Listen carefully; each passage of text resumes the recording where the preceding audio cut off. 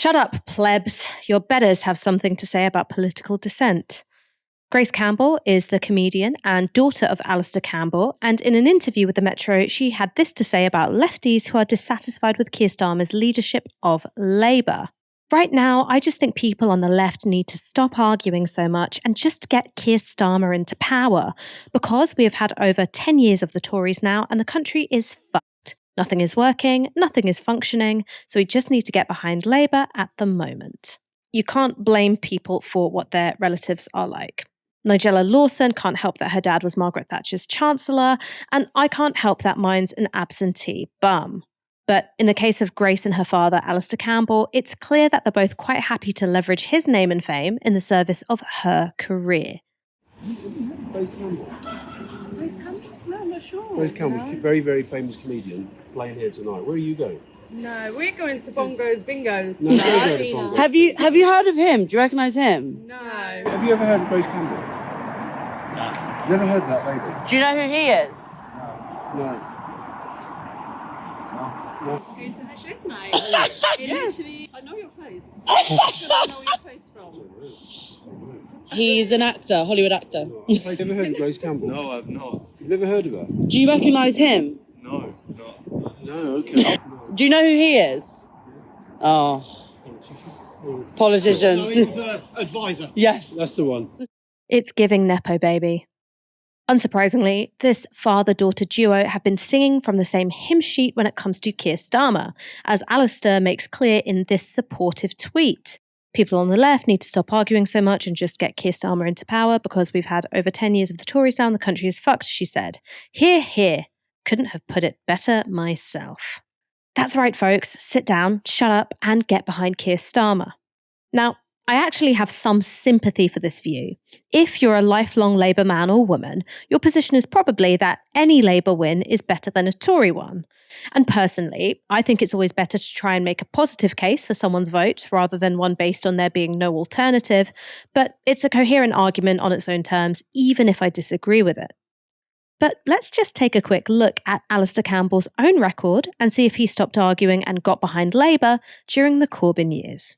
I'm going to ask Alistair a very blunt question, first of all, as someone who spent years at number 10 with Tony Blair, and before that, as a prominent Labour figure. How did you vote? I voted Liberal Democrat. I didn't vote Labour for the first time in my life. Wow. And it was a very, very strange feeling, but I just felt on this issue, at this time, I think the Labour Party has let its own supporters down, it's let its own members down, and I think it's let the country down in the way that it has failed properly to devise a policy that the party and the country could unite around, and the way that it failed to campaign. As a campaigner, I mean, fair play to Nigel Farage's party, they campaigned. So that's Alistair Campbell there, admitting that he voted for the Liberal Democrats in the European elections. But I hear you cry, those are just the Euros. It's a proportional representation system, and it doesn't decide who gets to form a government. So how did Alistair behave during the 2019 general election? Fascinating few hours with School Truth out canvassing for Luciana Berger in Finchley and Golders Green. I know UK Labour second last time, but the anti-Semitism and general views re Corbyn mean she is best placed I imagine that's People's Vote UK candidate. That was Alistair Campbell on Twitter in 2019. So you got that right. Because of general views on Corbyn, he went out canvassing in Finchley and Golders Green for the Liberal Democrats.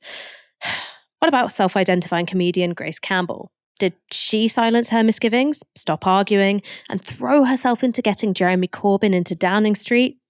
Well, no. Here's a tweet slamming Corbyn for canvassing in Leicester while anti-Brexit protesters marched in London. Did you get the dates mixed up, Jez? Today, as 1 million people marched, we, the young people, who once loved you so much we chanted your name at festivals, were instead chanting, "Where's Jeremy Corbyn?" And you're just going to act like it didn't happen? Absolute loser. Here's the thing which winds me up. When Alistair and Grace Campbell didn't like the direction of a Labour leadership, they didn't stop arguing. They didn't take the view that defeating the Tories was more important than the issues they felt animated about. And in fact, they were quite happy to snipe, undermine, and even campaign against a Jeremy Corbyn-led Labour Party. And you know what? That's fine. That's called living in a democracy. If you don't like the political leadership you've got, you can speak up and even cast your vote elsewhere. But apparently, neither Grace nor Alistair Campbell think that anyone else should have the same right as them. They've got the luxury of democratic discernment, and you just have to keep quiet and cross the right box come election day. Democratic rights aside, I think there's a strategic question here as well.